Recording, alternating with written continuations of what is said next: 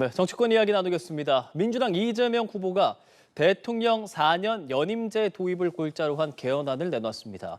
국민의힘의 김문수 후보는 경제 공약을 발표했는데요. 각 당 후보들 오늘 오후 저녁에 첫 TV 토론회도 돌입을 합니다. 두 분과 이야기 나누겠습니다. 최수영 시사평론가, 김진욱 민주당 중앙선대위 대변인 모셨습니다. 안녕하십니까? 안녕하십니까? 자, 오늘은요 좀 정책적인 부분에 집중해서 두 분과 이야기를 나누려고 합니다. 먼저 민주당의 이재명 후보 개헌에 대한 입장을 내놨거든요. 함께 듣고 이야기 나눠보시죠. 그 공약대로 국민적 논의를 시작해서 국회에서 가급적 신속하게 제7공화국 헌법 개정을 준비하는 게 바람직하다. 개헌은 재임 당시 대통령에게는 적용이 없다라는 게 현 헌법 구칙에 명시되어 있기도 합니다. 자, 이재명 후보의 목소리 듣고 왔습니다. 4년 연임제 그리고 결선 투표 등을 이야기했는데 김진욱 대변인께서 선대위 계시니까 말씀 좀 부탁드리겠습니다. 지금 이재명 후보가 오늘 그 개헌에 관련된 이제 구체적인 공약을 말씀하셨습니다. 네. 그동안 이재명 후보가 개헌에 대해서 개헌의 필요성은 분명히 존재한다. 87 체제의 헌법이 이제 그 기능 수명을 다했다. 이 부분에 대해서는 동의를 했습니다만 그럼에도 불구하고 지난 그 올해 초에는 일단 내란을 종식시키는 것이 먼저이기 때문에 개헌에 대해서 막 언급하게 되면 모든 것이 개헌의 블랙홀로 빠져들어갈 우려가 있어서 그동안 언급을 자제했다. 이런 이제 생각들이 있었던 것이고요. 오늘 구체적으로 이제 그 광주의 민주화 운동 45주년을 맞이해서 광주 정신을 이 그 헌법의 전문에 수록하자라고 하는 것은 이미 여야가 합의한 대목이기 때문에 그 부분을 포함시켜서 대통령 임기를 4년 연임제로 바꾸고 또 이 결선 투표제를 도입하고 대통령의 어떤 권한을 많이 분산시키는 그런 방식으로 이 개헌이 필요하다라는 부분에 대해서 오늘 입장을 밝히신 것입니다. 예. 자, 전반적인 내용 어떻게 좀 들으시는지 궁금합니다. 그러니까 이재명 후보의 핵심은 개헌을 하겠다는 겁니다. 근데 네. 사실은 이제 그 지금 민주당 내부, 그러니까 우리나라 그 지금 말하자면 주요 정치인 가운데 개헌에 대해서 부정적이었던 사람은 이재명 후보가 유일했습니다. 왜냐하면 심지어 우원식 국회의장조차 민주당 소속이었던 우원식 국회의장조차 이거 개헌은 반드시 필요하다고 했고, 이번에 개헌이 화두로 사실 정치권의 이슈가 될 뻔했는데 이재명 후보가 내란 종식이 우선이라면서 이것을 사실 수면 아래로 돌렸거든요. 그런데 여기에 대해서 TV 토론을 앞두고 사실 오늘 이제 이 문제가 돌출될 경우에 이재명 후보가 역공에 몰릴 가능성이 있으니까 아마 TV 토론을 앞두고 개헌 문제를 일단 꺼내놨는데 핵심은 이겁니다. 핵심은 당장 하지 않겠다. 본인은 5년제 대통령, 제왕적 대통령제의 모든 권한을 다 누리겠다.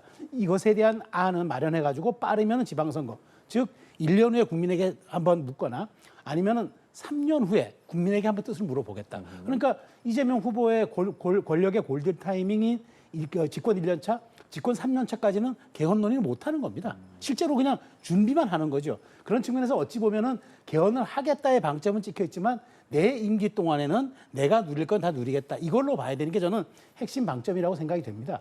이제 그런 측면에서 이재명 후보가 얘기했던 걸 본다면 이제 일종의 이제 연임제를 얘기했고, 그다음에 여기에 대해서 사법개혁 또한 이제 그 여러 가지 국회의 권능을 많이 강화하는 쪽으로 이런 쪽으로 했기 때문에, 그다음에 감사원 기능에 대해서 다시 조정하는 것, 내용을 놓고 본다면은 국회 동의를 얻는 지점들은 뭐 국무총리라든가 뭐 있었지만 실제로 잘 들여다보면은 결국 대통령 거부권에 대해서 일정 부분 뭐 제한하겠다 이런 것도 있었지만 핵심적인 사안, 대통령의 여러 가지 정책적이나 인사권이라든가 이런 부분에 대해서 권한은 놓지 않겠다. 다만 이 부분을 어쨌든 임기 중반으로 가져가겠다는 얘기는 내 임기 초반과는 그럼 관련이 없다라는 쪽에서 한번 다른 후보들의 이런 데 대한 지적이 아마 있을 거라는 생각이 듭니다. 예. 그 이재명 후보의 경우는 임기 단축에 대해서는 좀 신중해야 한다. 그 부분에 대해서 평론가께서 입장을 좀 말해주셨거든요. 어떻게 답하시겠어요? 지금 임기에 대해서도 오늘 이제 4년 연임제 부분을 말씀하셨습니다. 이 4년 연임제로 하게 되면 이재명 후보의 임기가 5년 후 끝나는 2030년에 지방선거가 있습니다. 그래서 지방선거와 대선과 지방선거를 함께 맞추는 그런 방식을 오늘 제안을 하신 겁니다. 예를 들면 이 중앙행정권이라고 하는 대통령직과 지방행정이라고 하는 이런 그 지방선거를 임기를 맞추고 또 그 사이에 총선이 있기 때문에 이 총선은 그 중간 심판적인 성격을 갖게 된다면 오히려 그것이 더 바람직한 방향이 될 수 있다 이렇게 보는 것이고요. 지금 뭐 이 연임제에 대해서도 좀 뭐 지금 그 국민의힘에서 비판적인 말씀을 하시는데 김문수 후보가 불과 얼마 전에 이 경선 과정 중에서 토론회에서 이 임기 단축에 대해서 굉장히 부정적인 입장을 말씀을 하셨는데 오늘은 또 임기 단축을 제안하시는 그런 메시지를 내셨다면 그 사이에 김문수 후보의 입장이 갑자기 변화되게 된 그런 부분들도 충분히 설명을 좀 입장을 내놓으셔야 되는 상황이 아닌가라는 생각이 듭니다. 예, 그러니까 전에 말씀해 주신 것처럼 오늘 사실 김문수 후보가 경제 공약을 발표하면서 그런 얘기를 했습니다. 그 내용을 보면 임기 단축, 4년 중임, 그리고 불소추 특권 완전 폐지 관련한 개헌을 해야 한다 정도의 개헌안을 내놨는데 이 임기 단축에 대해서는 조금 입장이 다르다고 볼 수 있고 네. 4년 연임을 말했던 이재명 후보와도 다르게 4년 중임을 말했단 말이죠. 이 부분은 어떻게 좀 해석을 해야겠습니까? 지금 사실 전 세계적 추세를 놓고 보면은 예. 그 상권 분립이나 대통령 직선제를 도입한 나라에서는 보통 연임제라는 표현을 쓰지 않습니다. 중임제입니다. 그러니까 중임이 뭐냐면 4년을 뭐 4년이든 뭐든 이제 임기를 정해놓은 다음에 한 번 더 할 수 있는 기회를 부여해서 국민의 심판을 받도록 하는데 한 번에 할 수 없으면 그 임기, 그러니까 그게 4년이면 8년, 5년이면 10년까지만 할 수 있는 거고 아예 못하게 못을 박아놓는 겁니다. 근데 연임이라는 거는 본인이 그러니까 대통령 하고 난 다음에 한 텀을 쉬고 다시 4년이든 10년이든 할 수 있는 그런 길을 열어놓은 거죠. 정확한 용어는 그렇습니다. 연임과 중임이 다른 거는 중임은 한 번 더 한다는 의미지만 연임은 한 번 쉬고 계속 할 수 있다 그런 의미이기 때문에 이 부분이 이제 논란이 돼서 김문수 후보는 이재명 후보에게 왜 이 용어를 썼는지 정확하게 밝혀달라고 요구를 했기 때문에 아마 오늘 TV 토론에서 이 문제가 이제 나올 걸로 봅니다. 다만 김문수 후보가 제안한 거는 이런 헌법 조항의 악용을 이용한 사례가 바로 푸틴 대통령이 있어서 푸틴 대통령이 두 번의 대통령을 하고 나서 한 번은 이제 총리를 했던 사람에게 대통령을 시킨 후에 다시 선거에 나서 지금 연임을 하고 있는 관계거든요. 그런 측면을 얘기했기 때문에 오늘 이제 아마 저는 TV 토론에서 이 부분에 대한 이재명 후보의 생각을 들을 수 있다고 생각이 되고 저는 어쨌든 김문수 후보가 얘기했던 것 중에 핵심적인 것은 저는 특권 폐지의 방점이 찍혀 있다. 그러니까 그 국회의원의 불체포 특권이라든가 면책 특권 이걸 제한하고 그리고 이제 국민의 특히나 이제 우리가 진보 진영이 이제 직접 민주주의를 많이 한다고 생각하잖아요. 근데 보수 진영의 후보인 김문수 후보는 직접 민주주의, 지금 국민이 바로 입법을 할 수 있고, 그러니까 헌법기관이 국회의원만 입법하는 게 아니라 국민도 입법할 수 있는 길을 열어놓고 만일 국회의원이나 대통령이 잘못할 경우에는 직접 소환할 수 있도록 국민 소환제까지도 헌법에 명문화하겠다라는 걸로 봐서 어쨌든 김문수 후보의 방점은 임기단축 개헌과 우리 체제를 좀 바꾸는 그런 쪽의 방점이 있고 이재명 후보는 뭐 권력 내려놓기라는 걸 하긴 하는 것 같은데 실제로 보면은 임기 중반에 국민의 신임을 묻겠다고 했기 때문에 약간 면책용 아마 개헌이 아닌가 그런 생각이 듭니다. 제가 여기서 좀 반론을 좀 드려야 될 말씀하시죠. 것 같습니다. 우리 지금 최수영 평론가께서 말씀 주셨던 연임과 중임의 개념이 완전히 뒤바뀌어 있다라고 말씀을 좀 드려야 될 것 같아요. 연임제는 연속해서 두 번을 할 수 있는 것이 연임이고요. 중임은 두 번을 할 수 있지만 그 중간 한 번이든 두 번이든 중간 과정에서 쉴 수 있는 거예요. 예를 들면 이번에 미국의 트럼프 대통령 체제가 행정부 2기 아닙니까? 이 트럼프 대통령의 임기가 중간 4년 바이든 행정부가 있었다가 이번에 다시 트럼프 대통령이 됐기 때문에 이것을 우리가 중임제라고 합니다. 그리고 연임제는 연속해서 두 번을 붙이는 거예요.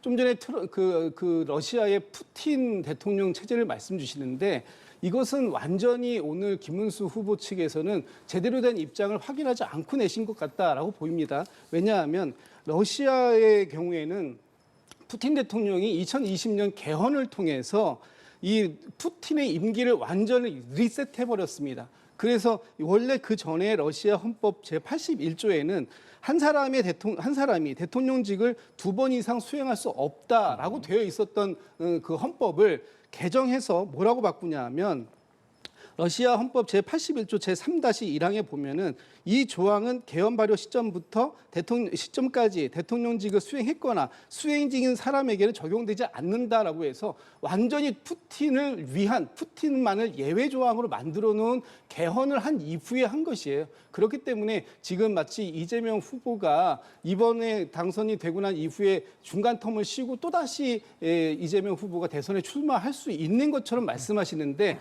그렇지 않다라는 것이고요. 예. 우리의 헌법 제128조 제2항에는 이렇게 규정하고 있습니다. 대통령의 임기와 관련해서 그 개헌을 하게 되면은 이 개헌 당시에 그 대통령에게는 이 조항이 해당되지 않는다라고 되어 있습니다. 네. 그래서 이재명 후보가 지금 4년 연임제를 얘기한 것은 본인은 이번에 당선이 된다고 하더라도 그 더 이상의 대통령직에 대해서는 출마하지 않겠다라는 의지를 그러니까 5년만 명확하게 하겠다. 한 예. 부분이 있는데 이 부분을 완전히 호도해서 그 거꾸로 180도 반대로 말씀하시는 건 예. 팩트의 사실과 다르다 이런 말씀을 드리고 싶습니다. 좀 헷갈려서 말씀하신 거죠? 예. 네, 그러니까 저는 이제 그 중임과 연임에 대해서는 오늘 입장을 밝히면 될 일이고요. 근데 제가 아까 말씀드린 건 이재명 후보가 저도 헌법의 부칙을 알기 때문에 이재명 후보가 이 법을 가지고 본인을 위해서 하겠다 그런 거는 있을 수 없는 일이고 제가 말씀드린 취지는 이게 이제 진보 진영으로 굉장히 이제 그 권력이 재편돼 버리면은 아무래도 이런 부분들이 이제 연임을 하게 될 경우 유리한 점이 있을 수 있기 때문에 예. 이 부분에 대한 입장이 오늘 아마 TV 토론에서는 어떤 식으로 나올 거라고 저는 생각합니다. 그렇습니다. 네. 중임, 연임 이게 나온 말이기 때문에 조금 전에 좀 설명을 해주신 대로 연임은 바로 이어서 해야 하는 것이고 만약에 거기서 이제 낙마를 하면 그 다음에 출마할 수 없게 되는 제도이고 중임은 4년을 한 뒤에 혹시라도 낙마를 하더라도 그 다음에도 할 수 있다. 이런 정도의 개념의 차이고 과연 국민들한테는 무엇이 더 와닿을지는 저희가 조금 더 지켜봐야 할 것 같습니다. 자, 이재명 후보의 이야기에 대해서 함께 이야기 나눠봤고 김문수 국민의힘 대선 후보는 경제 관련한 이야기를 조금 더 했습니다. 노동 관련한 이야기도 했고요. 함께 듣고 좀 이야기를 나눠볼까요? 규제가 기업 발목에 족쇄를 채운다며 규제로 인한 어려움을 많이 호소하고 계십니다. 저 김문수가 이 규제 판가리로 우리 기업이 훨훨 날고 우리 산업이 활력을 띨 수 있도록 지원하겠습니다. 예, 규제 혁신처 신설 그리고 주 52시간제에 대한 유연화 이런 부분을 좀 이야기했습니다. 최선 평론가께서 어떻게 들으셨습니까? 그러니까 이게 규제 뿌리법 규제 개혁 예. 이거는 어떤 선거에서는 가장 중요한 화두입니다. 그러니까 이명박 정부 당시에 이제 이명박 대통령이 출범하면서 규제 전봇대를 뽑겠다고 그때 이제 얘기했던 거 많은 분들이 기억하실 겁니다. 지금 미국의 트럼프 대통령도 그 일종의 민간 기업 사장인 일론 머스크를 규제 혁신처에 그러니까 규제를 없애는 부서를 만들어가지고 거기에 그랬죠. 이제 수장으로 임명을 시켰죠. 그만큼 규제 혁신이라는 말은 모든 기업들이 어떤 그 관치 행정, 그 다음에 이제 그 국가가 주도하는 행정에서 굉장히 좀 그 개선을 요구하는 가장 중요한 그런 부분이기 때문에 저는 규제 혁신처 신설이라는 굉장히 아주 핫한 이슈를 꺼내 들었다 생각이 됩니다. 특히나 규제 혁신에 대해서는 여러 부처가 결국에는 이제 자기 자신 부처의 어떤 기득권과 그런 어떤 권리를 놓지 않기 위해서 굉장히 저항하는 경우들이 많거든요. 근데 규제 혁신처는 아예 부처를 신설해서 규제와 관련한 모든 것을 원스톱으로 처리하겠다 하는 것들은 기업들이 굉장히 반응할 수 있는 저는 그 아주 잘 짚어낸 그런 공약이라고 생각이 됩니다. 특히나 이제 앞으로 이제 AI라든가 지금 우리 미디어라든가 이런 좀 말하자면은 이제 그 좀 우리 그 아주 높은 수위의 이제 그런 산업 혁신을 필요할 때는 거기에 대해서 과거의 기준으로 보는 규제들이 굉장히 발목을 잡을 수가 있거든요. 그런 측면에서 이제 우리 경제 성장의 속도에 따른 그런 규제 혁신처 신설은 굉장히 바람직하다 이런 생각이 들고 특히나 그 52시간 유연제 이런 거 특히나 이제 그 특정 분야에 근무하는 사람들이 일을 몰아서 할 수 있거나 그 별도로 할 수 있는 이런 제도를 열어주는 것이야말로 사실 우리가 기술 혁신에서 뒤지자는 중요한 방식이고 노동권도 보장하면서 우리의 기술 발전도 같이 할 수 있는 두 마리 토끼를 잡을 수 있는 거기 때문에 김문수 후보가 좀 늦게 후발주자로서 대선 후보에 뛰어들었지만 결국에는 김문수 후보가 제대로 지금 경제적인 그 고용노동부 장관도 했기 때문에 네. 그런 측면에 식견을 드러내는 게 아닌가 그런 생각이 듭니다. 예, 김진욱 대변인께서는 조금 전 후보의 말 어떻게 들으셨습니까? 일단 규제 개혁에 대해서는 동의하는 부분이 있습니다. 좀 전에 말씀 주셨던 것처럼 역대 정부들에서도 이 불필요한 규제를 개혁해야 된다라는 부분에 다 동의를 하고 있고요. 또 이재명 후보도 얼마 전에 이 규제 개혁과 관련해서 이렇게 얘기한 적이 있어요. 행정당국이 관리하기 편하기 위해서 존재하는 규제가 너무 많다. 이런 부분들을 수요자 현장 중심으로 정책을 바꿀 필요가 있다. 이렇게 얘기한 적이 있습니다. 그래서 결과적으로 이 규제 개혁에 대해서는 불필요한 규제가 발목을 잡지 않도록 하는 데에는 저희도 동의를 하고 있다. 이런 말씀을 드리고요.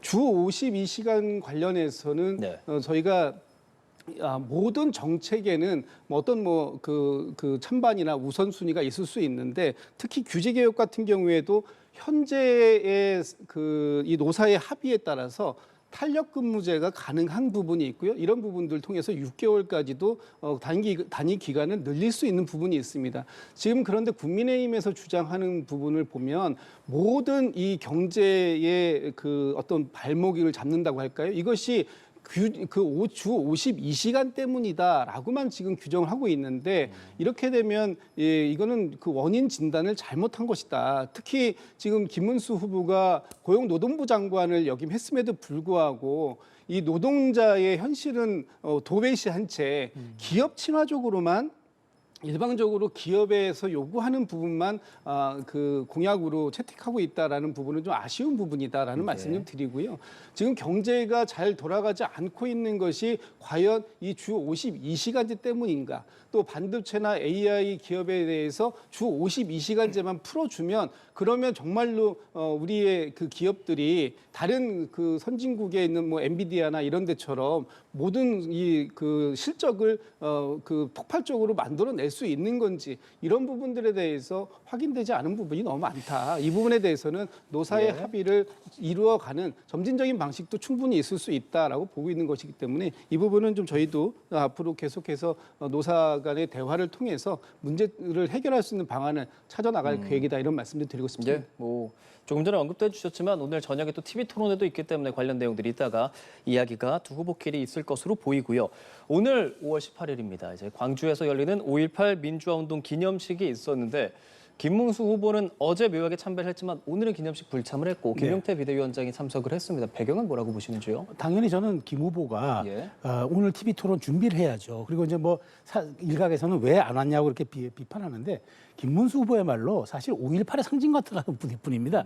우리나라 민주화의 그 5.18의 역사, 그다음에 박정희 전 대통령의 그 유신에 저항했던 그리고 신군부에 저항했던 역사를 놓고 봤을 때 김문수 후보를 빼고 얘기할 수는 없어요. 그런데 그 상징적인 분이 어제 미리 가서 한 걸 두고 왜 오늘 안 왔냐? 또 김용태 비대위원장이 당을 대표해서 갔습니다. 거기에 대해서 비판하는 건 너무 과하다고 보고요. 오히려 당시에 정말 5.18이고 엄혹한 시기에 이재명 후보는 당시 학생으로서 사법고시를 준비하고 있었습니다. 그러니까 그걸 가지고 참석의 유무를 가지고 비판하는 건 조금 너무 과하다는 생각이 들고 김문수 후보야말로 사실 민주화 역사의 상징과도 같은 그런 삶의 궤적을 살아왔기 때문에 그 부분에서는 충분하게 이런 데 대한 이해도가 매우 높은 후보라는 점을 말씀드리고요. 오늘 이제 TV 토론이 중요하잖아요. 사실 김문수 후보 입장에서는 지난 이재명 후보는 대통령 후보에 선출되고 충분한 시간을 가졌지만 김문수 후보는 사실 대통령 후보에 선출되고도 단일화 논란 때문에 굉장히 많은 내용을 겪어서 실제로 준비할 수 있는 기간이 적어서 저는 오늘 TV 토론에 주력하기 위해서 김문수 후보는 하루 일정을 당긴 참배를 한 것이다 이렇게 말씀을 드리겠습니다. 그러니까 이재명 후보는 김문수 후보에 대해서 대우각성해야 한다라고 했는데 최소영 평론가는 과하다고 본다. 의견 좀 여쭤보고 싶은데요. 일단 뭐 오늘 TV 토론을 준비하는 것 때문에 불참했다라는 것은 뭐 저는 핑계라고 봅니다. 어제 또 참배를 사전에 미리 했다고 하지만 이번에 그 5.18 단체들 쪽에서 김문수 후보에 대해서 매우 비판적인 입장을 내놓았던 이유가 있습니다. 그 김문수 후보의 선대위에서 정호영 전 특전사령관 당시 5.18 당시 이 특전사에 대한 총책임을 졌던 그 정호영 전 특전사령관을 선대위의 고문으로 임명하려고 했었던 시도가 있다가 그것이 이제 반대 여론이 커지면서 취소되는 그런 상황이 있지 않았습니까?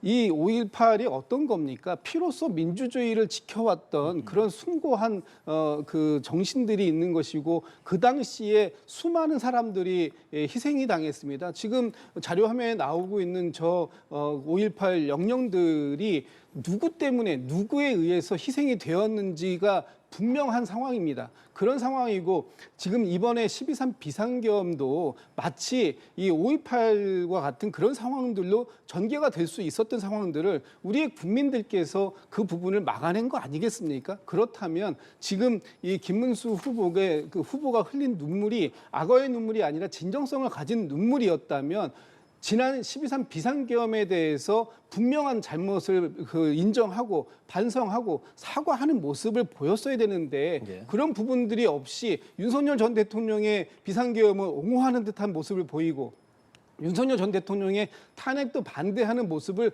보이고 그런 모습 때문에 오늘의 이 국민의힘의 대선 주자까지 발돋움해 왔다면 분명히 본인이 대우각성하는 사과가 있어야 되는 것이 당연하다라고 이제 저희가 볼 수밖에 없는 것이고 예. 그런 측면에서 김문수 후보의 어떤 이 보여지는 모습들이 진정성을 보여주지 못하고 있다라는 비판을 저희가 할 수밖에 없는 것입니다. 자, 이제 상황들 좀 지켜보자면 일단 국민의힘 안에서는 김상욱 의원이 탈당을 했고 민주당으로 입당을 선언을 한 상황이고 윤석열 전 대통령도 전격적으로 이제 어제 탈당을 하면서 과연 국민의힘 안에서 보수 재결집이 이루어질 수 있을까 이런 것들이 좀 분위기가 이어지고 있습니다. 제가 말한 부분 어떻게 생각하시는지 좀 여쭤보고 싶은데. 네, 뭐 탈당해서 가는 의원들이야 사실은 개인의 소신에 따라 가는 것이고 대한민국에서는 헌법 조항에도 정당 선택의 자유는 보장된 것이니까 가는 것을 뭘 하겠습니까만은 다만 이런 시기에 당을 탈당해서 보수 재편이라든가 이런 것에 방점을 찍지 않고 오히려 그 민주당의 몸을 담으면서 핑계거리로 삼는 것이 아닌가 그런 생각이 들어서 좀 씁쓸한 생각은 사실 듭니다. 다만 예. 이제 국민의힘이 이제 그 보수 진영이 선거가 이제 대통령 본선은 3단계로 나뉠 수 있거든요. 3주를 하기 때문에 초반, 중반, 종반으로 나눈다면 초반에서는 매우 구도도 불리하고 이슈도 불리했습니다. 윤 전 대통령의 탈당 문제가 계속적인 이제 김문수 후보의 발목을 잡음으로써 보수 지형에 대한 확장도 확장이지만 중도층 소구라는 것도 굉장히 어려웠는데 이번 주에 정리가 다 되면서 이제 반전의 계기를 좀 마련했다고 보고요. 그런 측면에서 이제 한동훈 전 대표도 예. 지금 조만간 이제 거리 유세에 참여한다고 하니까 지금 김문수 후보가 여러 가지 상황을 놓고 보면은 그렇게 늦게 후발 주자로 출발했기 때문에 지금 모든 보수층에 대한 어떤 그런 지지라든가 그런 말하자면은 포괄적인 지지세를 결집하지 못하고 있는 건 분명하거든요. 그래서 저는 이제 그 반전의 계기를 바탕으로 이제 중반전에서 TV 토론에서도 김문수 후보의 강점도 보여주면서 간다면은 그동안 김문수 후보의 발목을 좀 무겁게 잡았던 이런 이슈들이 예. 다 사라졌기 때문에 앞으로는 조금 더 자유로운 측면에서 조금 더 그 민심의 바다로 좀 나아갈 수 있는 그런 좀 계기들이 마련되지 않았을까 첫 번째 주에 그렇게 평가하겠습니다. 예, 제가 좀 포괄적으로 여쭤보긴 했는데 하나하나 여쭤보겠습니다. 지금 화면 나가고 있죠. 김상욱 의원이 사실 이제 탄핵 상황, 전국 상황에서도 국민의힘의 당과 조금 다른 목소리를 냈어요. 그런데 이제 이재명 후보와 같이 결을 한다. 이 부분까지는 사실 생각하지 않았었던 국민들도 많거든요. 어떻게 생각하셨습니까? 지금 김상욱 의원조차도 품지 못하는 국민의힘이 진정한 보수 정당이 맞나 이미 어떤 수구 기득권 세력으로 전락한 것이 아닌가라고 볼 수도 있는 부분이 참 많습니다. 김상욱 의원이 지난 겨울 동안 보였던 모습이 뭡니까? 이 국민의힘이 그 12.3 비상계엄에 대해서 반성도 하지 않고 사과도 하지 않고 마치 윤석열 전 대통령의 탄핵을 반대하면서 옹호하는 그런 모습은 잘못된 거다. 이것이 보수 정당이 가야 할 길이 아니다라고 합리적인 목소리를 냈음에도 불구하고 그동안 국민의힘은 김상욱 의원을 집단 따돌림에 가깝게 하지 않았습니까? 그런 과정들 속에서 김상욱 의원이 저는 오래 버텼다고 봅니다. 김상욱 의원조차를 품지 못하는 국민의힘이 과연 어떤 합리적인 보수의 대안을 만들어낼 수 있는가 하는 부분에 있어서 많은 국민들께서 의구심을 갖고 있고 그런 것이 이번 대선에서 이재명 후보에게 지지를 많이 보내주고 계시는 것이다. 저는 그렇게 보고요. 예. 김상욱 의원이 이제 탈당을 해서 저희 민주당에 입당을 하셨다고 오늘 그 보도를 통해서 저도 봤는데 김상욱 의원께서 우리 민주당을 더 건강한 민주당을 만들겠다 이런 포부를 말씀하신 것처럼 민주당에 일방적으로 민주당의 품에 안겼다기보다는 민주당도 분명히 민주당 안에 들어와서 할 말을 하고 그 부분에 있어서 충분하게 견제의 역할을 해내겠다라고 하는 본인의 의지를 표명한 것으로 저는 그렇게 이해를 하고 있습니다. 민주당 또한 이 진보 보수 또 더 나아가서 중도 보수까지 아우를 수 있는 그런 그 포용적인 정당으로 발전되어야 되고 그 과정 속에서 김상욱 의원의 역할도 있을 것이다 이렇게 보고 있습니다. 예, 짧게 마지막 질문 좀 드려야 될 것 같은데 조금 전 좀 언급했지만 윤석열 전 대통령 탈당하고 한동훈 전 대표도 유세에 참여하고 다만 홍준표 전 시장의 경우는 뭐 국민의힘에서 이제 만나러 하와이로 오늘 간다고 하죠. 이런 부분들 좀 보수 결집에 효과가 있을까 어떻게 생각하세요? 글쎄요, 뭐 효과가 얼마나 크게 있을지 잘 모르겠습니다. 특히 홍준표 전 대구시장을 설득하러 뭐 특사단이다, 뭐 김문수 후보의 친서를 가지고 간다, 편지를 가지고 간다, 뭐 이런 얘기도 있는데 저는 그런 표현 자체 지금 이 홍준표 시장의 그 시장을 모셔오려고 하는 것이 아니라 오히려 홍준표 시장의 입을 닫게 하려고 그 지금 사람들이 가고 있는 게 아닌가라는 생각이 들고 한동훈 전 대표가 세 가지 요구 조건을 내밀었었습니다. 첫 번째가 계엄과 탄핵에 대해서 분명한 그 반성과 사과의 입장을 표명해야 된다. 두 번째가 윤석열 부부에 대한 절연을 확실하게 해야 된다. 또 세 번째가 극우 아스팔트 세력인 뭐 자유통진당, 통일당이라고 하는 세력과 거리를 둬야 된다라고 했습니다. 그럼에도 불구하고 지금 윤석열 전 대통령의 탈당만을 명분으로 삼아서 지금 뭐 선거 운동에 참여하겠다. 저는 이렇게 얘기하는 부분에 대해서는 명분 없는 합류라고 보고 이것은 정치적인 야합에 불과하다. 저는 그렇게 평가하고 있습니다. 예, 자, 홍준표 전 시장을 만나러 미국으로 갑니다. 짧게 좀 이야기 들어볼까요?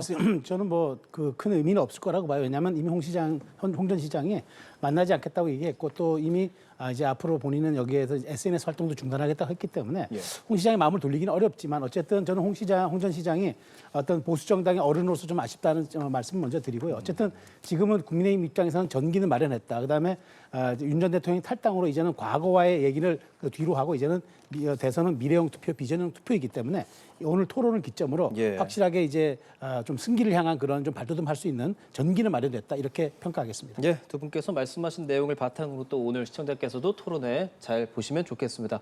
김진웅 민주당 중앙선대위 대변인 그리고 최수영 시사평론가와 함께했습니다. 고맙습니다.